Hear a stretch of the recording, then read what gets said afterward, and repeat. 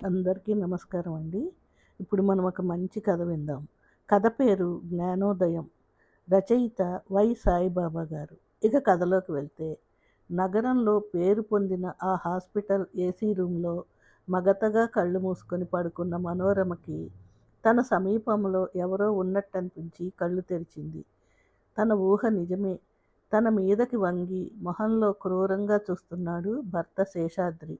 నోటి నుంచి నిప్పులు కక్కుతున్న డ్రాగన్‌లా అతని ఊపిరి ఆమె ముఖానికి వేడిగా తగిలింది. ఆ మొహంలో జాలి, దయ ఏ కోశానా కనిపించడం లేదు. కళ్ళు పొగ, ప్రతీకారం, ద్వేషం, కసి విరజిమ్ముతున్నాయి. ఓ లేచావా? నువ్వెప్పుడు లేస్తావా అని ఎదురుచూస్తున్నాను. నువ్వు రాబోతున్న మరణానికి భయపడుతూ, బాధతో అలమటిస్తూ, రోజు రోజుకి కుమిలి చస్తూ ఉంటే చూసి ఆనందంతో కేరింతలు కొడదామని అనుకుంటే, వాడెవడో తలమాసినవాడు నీకు కిడ్నీ దానం చేయడానికి దొరికాడంటగా. నా ఆశలు వమ్ము కావడానికి వీల్లేదు, నువ్వు బతకటానికి వీల్లేదు అంటూ కత్తి తీసి ఆమె గుండెల్లో బలంగా పొడిచాడు. ఆమె వద్దు వద్దు అంటూ కేకలు వేస్తూనే ఉంది. అమ్మా అమ్మా అంటూ ఎవరో బలంగా కుదపటంతో కళ్ళు తెరిచిన మనోరమకి తన చేతుల్ని పట్టుకుని ఆందోళనగా చూస్తున్న కొడుకు సుధాకర్, కూతురు సుధామయ్యి, డాక్టర్, పక్కన నర్సు కనిపించారు. ఏంటమ్మా, ఏదన్నా పీడకల వచ్చిందా? అడిగాడు సుధాకర్. వాళ్ళిద్దరి చేతులు గట్టిగా పట్టుకొని, మీ నాన్న నన్ను చంపేస్తున్నాడ్రా, నన్ను కాపాడండ్రా అంది మనోరమ వణికిపోతూ. నాన్నేంటి, నిన్ను చంపడమేంటి, కలగన్నావా అంది సుధామయ్యి. కల కాదే, నిజం. కత్తి తీసుకొని నా గుండెల్లో చాలా పోట్లు పొడిచాడు అంది మనోరమ. చూడండమ్మా, గదిలో మీరొక్కరే ఉన్నారు. గుమ్మం దగ్గర మీ అబ్బాయి అమ్మాయితో రేపు జరగబోయే మీ ఆపరేషన్ గురించి మాట్లాడుకుంటున్నాం. ఇక్కడ ఇంక ఎవరున్నారు? అంతా మీ భ్రాంతి అని చెప్పి డాక్టరు, నర్సు వెళ్ళిపోయారు. అయినా నాన్న ఇక్కడుంటేనేగా రావడానికి అన్నాడు సుధాకర్. నాన్న ఇక్కడ లేడా? ఎక్కడున్నారు అడిగింది మనోరమ. వైజాగ్లో గాయత్రి అత్తయ్యకి హార్ట్అటాక్ వచ్చింది. డాక్టర్ బైపాస్ సర్జరీ చేయాలన్నారు. ఫారిన్లో ఉన్న బావకి ఫోన్ చేస్తే వెంటనే బయలుదేరుతున్నాను, నేను వచ్చే వరకు అత్తయ్య దగ్గరుండమని నాన్నకి చెప్పాడు. నిన్ను మాకు అప్పగించి నాన్న వైజాగ్ వెళ్ళాడు అంది సుధామయ్యి. నేనిక్కడ చావు బతుకుల్లో ఉంటే నా కర్మకి నన్ను వదిలేసి చెల్లెల కోసం పరిగెత్తాడు మీ నాన్న. చూసావా నేనంటే ఎంత ప్రేమ, శ్రద్ధ, కసిగా అంది మనోరమ. నిన్ను చూసుకోవడానికి మేమిద్దరం ఉన్నాం. అక్కడ అత్తయ్య దగ్గర ఎవరున్నారని, అందుకే నీకు ఇప్పటిదాకా ఈ విషయం చెప్పలేదు. రేపు ఆపరేషన్, పిచ్చి పిచ్చి ఆలోచనలు కట్టిపెట్టి ప్రశాంతంగా ఉండు కోప్పడింది సుధామయ్యి. శేషాద్రి ఇంటికి 2 సందుల అవతల మేనమామ రామకోటి ఇల్లు. శేషాద్రికి 5 ఏళ్లప్పుడు మేనమామకి మనోరమ పుట్టింది.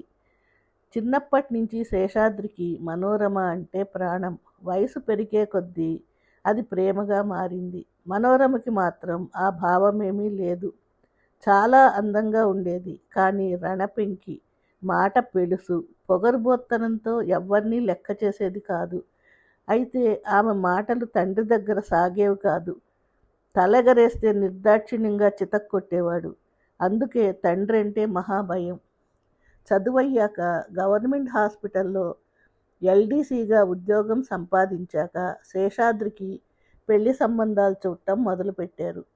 శేషాద్రి మేనమామతో మనోరమని పెళ్లి చేసుకుంటానని చెప్తే రామకోటి అతనికి మంచితనం తెలిసుండడంతో తన కూతురి స్వభావం తెలిసి వద్దన్నాడు. చివరికి శేషాద్రి బలవంతం మీద అంగీకరించక తప్పలేదు. కాపురానికి పంపేటప్పుడు రామకోటి కూతురుతో దేవుడి లాంటి భర్త దొరికాడు. వాడి మనసు కష్టపెట్టినట్టు ఏమాత్రం తెలిసినా నిన్ను అడ్డంగా నరికి నేను జైలుకి వెళ్తాను అని గట్టిగా వార్నింగ్ ఇచ్చాడు. తన అందం మీద విపరీతమైన నమ్మకం ఉన్న మనోరమ తనని ఏ కోటీశ్వరుడో, ఏ సినిమా యాక్టరో ఎగరేసుకుపోతాడని కలలు గన్న మనోరమ శేషాద్రిని భర్తగా అంగీకరించలేకపోయినా తండ్రి భయానికి తలొగ్గింది. తన దురదృష్టాన్ని తిట్టుకుంటూనే 2 పిల్లలకి తల్లయింది. ఒకసారి పుట్టింటికి వచ్చినప్పుడు ఒక ఫంక్షన్లో ఆమె చిన్ననాటి స్నేహితులు ఫాతిమా, రత్నమాల కలిశారు. ఇద్దరికీ పెళ్ళిళ్ళయ్యాయి. ఫాతిమా భర్త దుబాయ్లో తండ్రి అన్నదమ్ములతో పెద్ద వ్యాపారం చేస్తున్నాడు. రత్నమాల భర్త సెంట్రల్ గవర్నమెంట్లో ఆఫీసర్ పోస్ట్లో ఉన్నాడు. వాళ్ళు మనోరమ పరిస్థితికి జాలి చూపించారు. నిన్ను ఏ గంధర్వ రాజకుమారుడో ఎత్తుకుపోయి పెళ్లి చేసుకుంటాడని, మాకన్నా నువ్వే ఉన్నత స్థితిలో ఉంటావని ఊహించాం. కానీ ఇప్పుడు నిన్ను చూస్తే జాలేస్తుంది అని వారు అంటుంటే మనోరమకి పుండు మీద కారం జల్లినట్టు అయింది. అదే సమయంలో తండ్రి మరణించడంతో ఆమె గయ్యాళితనానికి రెక్కలు వచ్చినట్లయింది. భర్త ఇంట్లో ఉంటే ఏ కారణం లేకుండా తిట్లు, సాధింపులు, అవమానాలు మొదలుపెట్టింది. భర్త తప్పిదం ఏమీ లేదని ఆమెకి తెలుసు.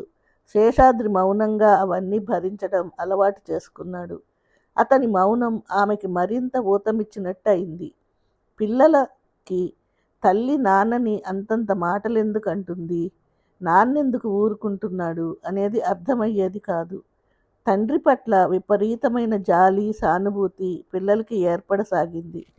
సుధాకర్ కాస్త సౌమ్యుడు.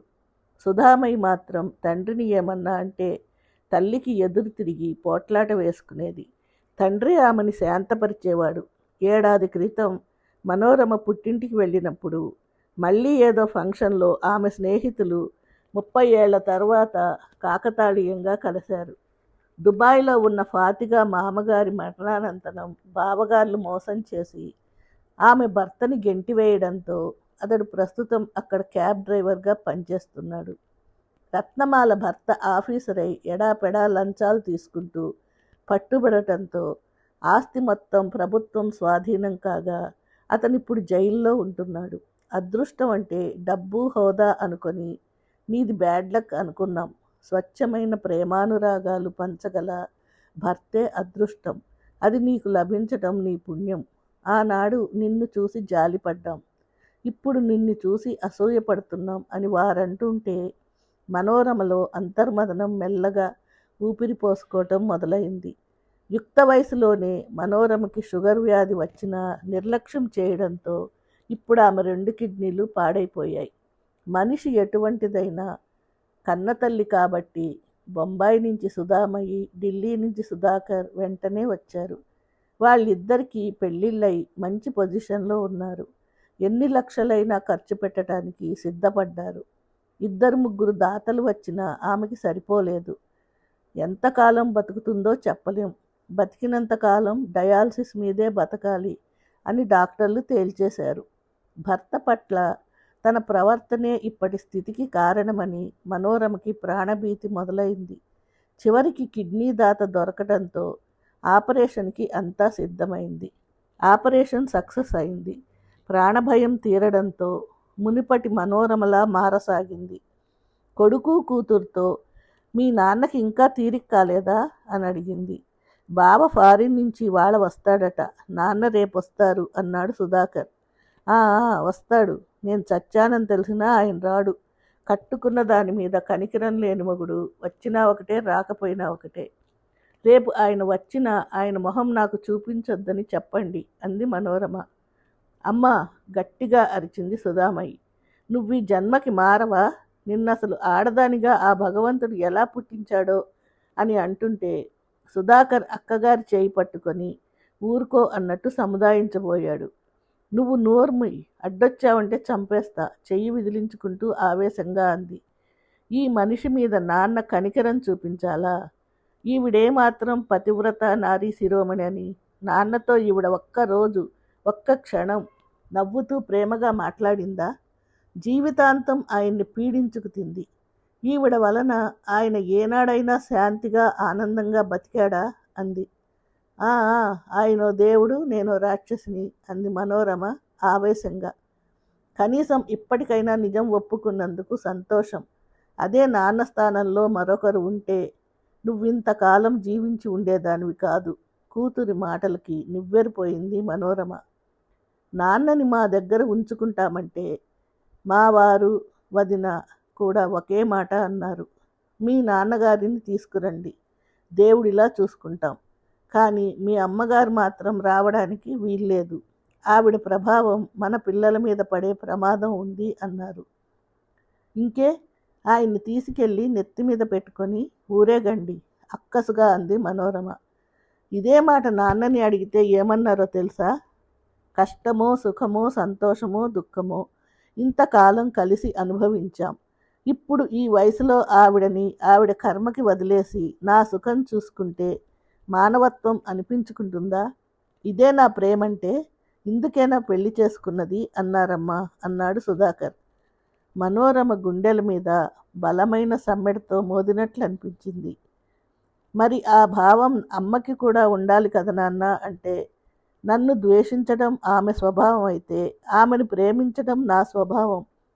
తన స్వభావాన్ని ఆమె వదులుకోలేనప్పుడు నా స్వభావాన్ని నేనెందుకు వదులుకోవాలి అన్నారు.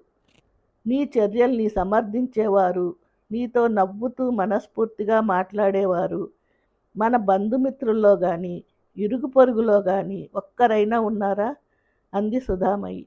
ఇంతలో సుధాకర్ సెల్ మోగడంతో సుధాకర్ మాట్లాడుతూ ఇప్పుడే వస్తున్నా అంటూ చెల్లెలికి సైగ చేసి తల్లికి ఇప్పుడే వస్తామని చెప్పి హడావుడిగా ఇద్దరూ బయటికి వెళ్ళిపోయారు.